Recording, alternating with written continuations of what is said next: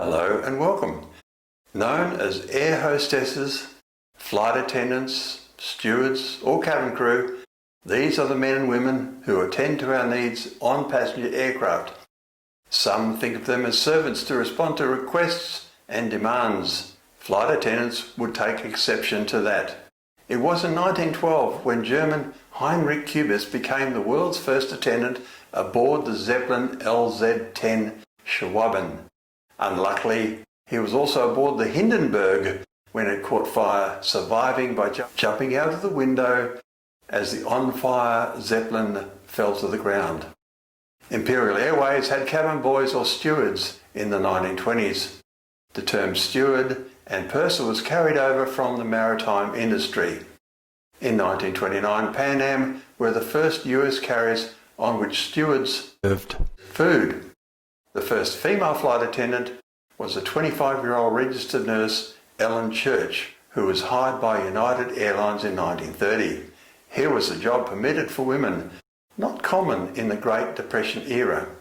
By 1936, women had largely replaced men in this role. The girls who qualified for hostesses had to be petite, weigh no more than 53 kilos, and be aged 20 to 26 and single.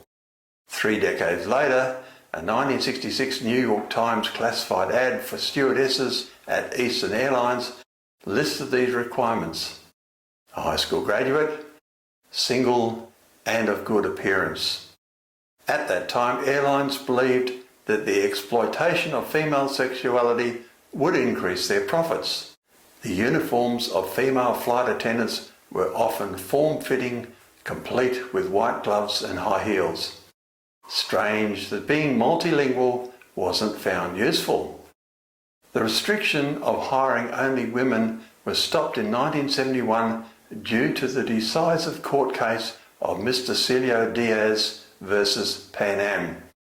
Pan Am's argument was that, on the one hand, real men would prove too masculine to provide the nurturing, maternal essence of flight attendants. On the other hand, the men who could excel at the job would be effeminate and therefore unacceptable. The case dragged on for so long that Celio Diaz didn't fit the age criteria when he won the judgment. A flight attendant's job starts when, prior to each flight, they attend a safety briefing with the pilots and/or head purser.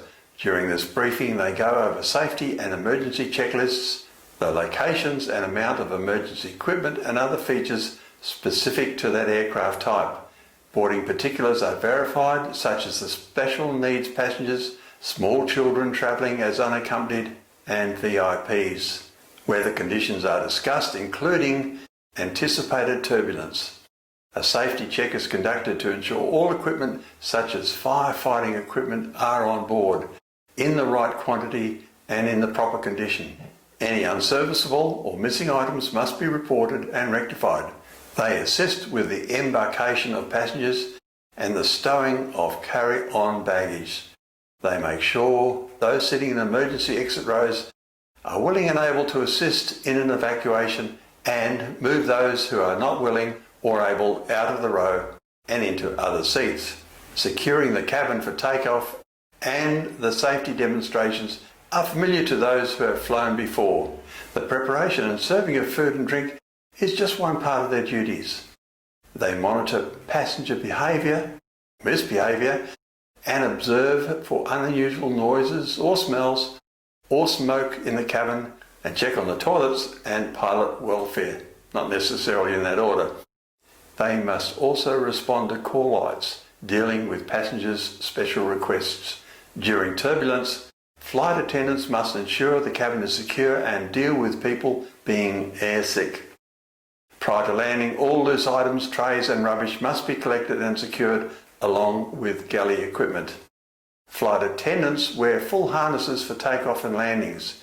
In an emergency, their survival is paramount.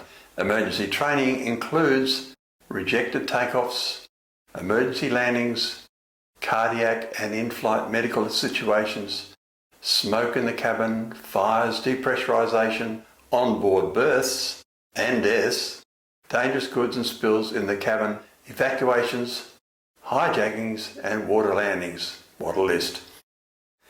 More common situations include bleeding noses, illness, small injuries, intoxicated passengers, aggressive and anxiety-stricken passengers. Explaining what they did if a passenger died in flight, one crew member said, "Many years ago we used to give them a vodka and tonic, a paper and eye shades, and tell other passengers that they were fine." Asked what annoys crew, she said, "Taking forever to decide what to drink, leaving rubbish in the seat pocket, keeping headphones on whilst ordering, walking barefoot round the plane, hanging around the galley, and picking at nails while seated." Now, we come to the elephant in the room. Workplace sexual harassment. Contrary to popular belief, male and female flight attendants are there to work and not offer sexual favours. Is the Mile High Club a fantasy? 2/3 of attendants have reported sexual harassment in the course of their careers, including assault, inappropriate touching, and sexual comments both by colleagues and passengers.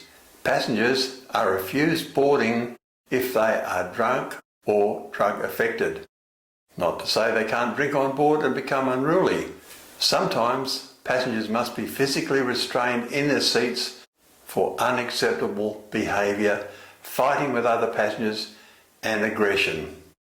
In the worst cases, flights may be diverted and met by police and are banished from future flights. At the annual safety procedures refresher, all the crew, including pilots, test mock evacuations and the use of slides, operating safety equipment and fire extinguishers, with an exam for the sign-off on their licence. Such is the glamorous career of the male and female flight attendant. Thank you for watching.